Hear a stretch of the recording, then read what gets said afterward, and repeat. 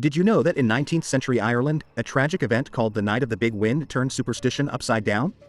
On January 6, 1839, a storm swept across Ireland with enough force to topple chimneys and uproot trees. It was so intense that people later claimed it marked the end of the world.